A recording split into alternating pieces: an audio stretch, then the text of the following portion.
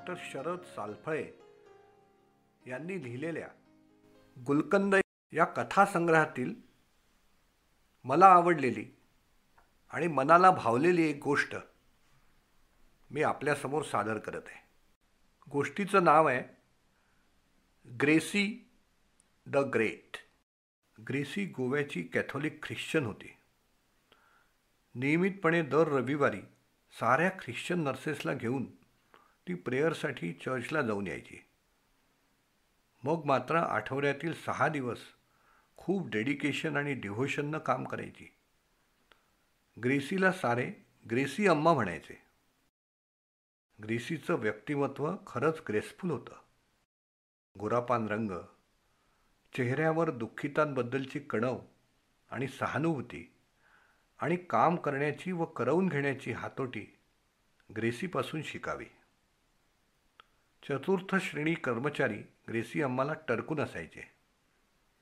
ती कुणाला रागवून बोलल्याचं मला स्मरत नाही. सारे सहकारी तिचं ऐकायचे आणि कामही करायचे. लहान मुलांना समजावून सांगतात तशा आविर्भावात ती बोलायची. इंजेक्शनसाठी रडणाऱ्या लहान मुलास ती कम ऑन बॉय, तू किती शहाणा आहेस म्हणून त्याला कळण्याआधीच इंजेक्शनही द्यायची.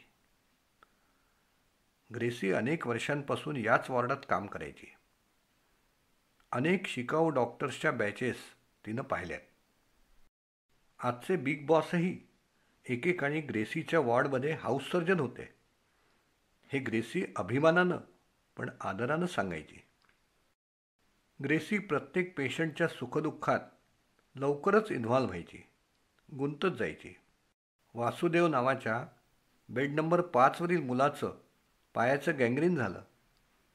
त्याचा पाय तोडावा लागला. तेव्हा ग्रेसी खूपच हळवी झाली होती. गीता नावाची 8-9 वर्षाची गोरीगोमटी मुलगी आमच्या वॉर्डात ॲडमिट झाली. तिला सारख्या रक्ताच्या उलट्या व्हायच्या. गीताला वडील नव्हते. आई, तिचा पोस्टमन मामा दोघं तिचेजवळ असायचे. गीता साऱ्या वॉर्डात सर्वांच्या ओळखीची झाली. सर्वांशी बोलायची. ग्रेसी अम्माबरोबर राऊंड घेऊन तिला कामात मदत करायची. एखाद्या दिवशी रक्ताची उलटी झाली की 2 दिवस मलूल वाटायची, थकलेली दिसायची. मग मात्र पुन्हा हसायची, साऱ्यांची खबर घ्यायची. बिग बॉसनं गीताचं पोर्टल शंट ऑपरेशन करायचं ठरवलं. 5 बाटल्या रक्ताची व्यवस्था करायला सांगितलं.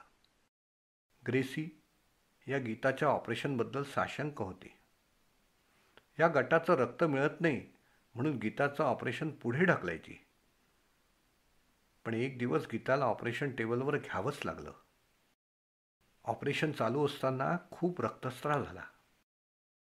रक्ताची आवश्यकता होती.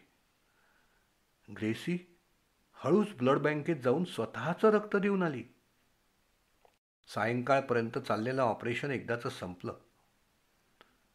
गीताची आई ऑपरेशन थिएटरच्या समोरच्या व्हरांड्यात कृष्णाच्या फोटोसमोर उदबत्ती लावून बसली होती.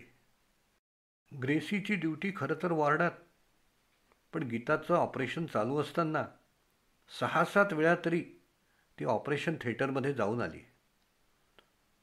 प्रत्येक वेळी गीताच्या आईला धीर द्यायची. तिच्यासाठी तिनं काही खायलाही आणून दिलं.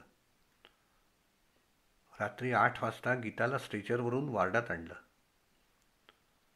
ग्रेसीनं गीताचा हात हातात घेतला. केसांवरून हात फिरवीत असलेल्या ग्रेसीच्या रडवेल्या चेहऱ्यावर थोडंसं हसू उमटलं. ग्रेसी रात्रभर गीताच्या बेडशेजारी बसून होती. सकाळी सकाळी गीता शुद्धीवर आली, हसली पण. ग्रेसीचा हात तिनं गच्च दाबून धरला होता. उठण्याचा प्रयत्न करून ती ग्रेसीला बिलगली. दुसऱ्याच क्षणी गीताला रक्ताची उलटी झाली आणि सारंच संपलं. ग्रेसीनं खूप धावपळ केली. ऑक्सिजन लावला, इंजेक्शन दिलेत, पण काही उपाय झाला नाही. गीताच्या कलेवरावर पडून ग्रेसी हमसून हमसून रडली.